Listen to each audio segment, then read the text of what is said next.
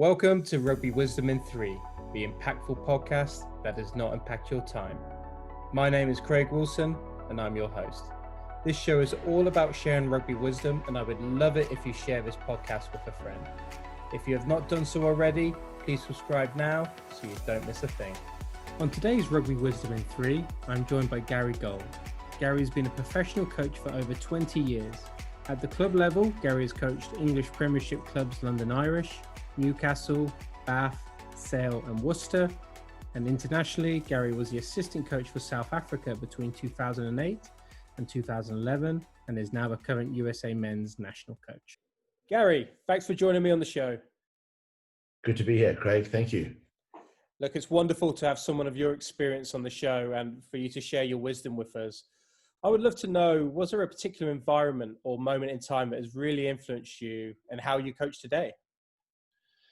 Craig, I think every environment you find yourself in as a professional coach will have some form of an influence on one as an individual, particularly if you're somebody that is very passionate about continuing to learn, which I think is an essential attribute for coaches of today's day and age. But I think there's two particular environments that stand out for me as areas that have influenced me significantly. The first one, and it often is the case like this with coaches who go into a professional environment, was my first environment, which ended up being a fantastic experience, which was at London Irish back in 2001, where I worked with a good friend of mine called Brendan Fenter.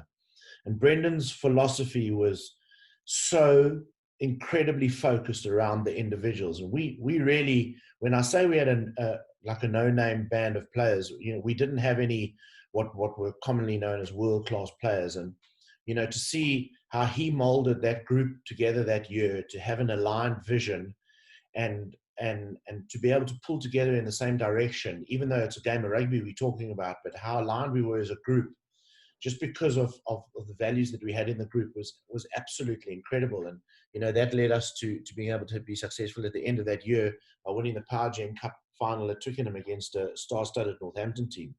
But that's an example of how an environment has influenced me that's been successful.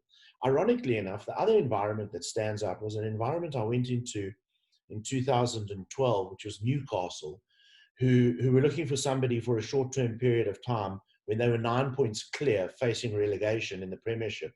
And it was almost inevitable. And, I got a call and asked to go in there. And that was just an unbelievable experience, even though that was an experience that ended up in winning trophies. In fact, it ended up in the club being relegated. But we closed a 9-point deficit over 12 games. And the alignment of the players in that environment and the lessons that I learned of, more people think that coaching is just about the X's and the O's. And it's so much more about the environment you create with the players to ensure that they're aligned. And really, Craig, I mean this sincerely from the bottom of my heart, is that you really hope you can go away and have been part of an environment where you think that the players are going to have learned lessons that are going to go on and serve them, well into the rest of their life. And that's the beauty with rugby, and that's what you can get out of those environments. And those have been two environments that have had a huge influence on my life. Oh, absolutely brilliant stuff. And the key message I keep hearing is get that alignment in whatever way you see fit in your environments. Gary, really appreciate your time. Thank you very much. Thanks, Craig.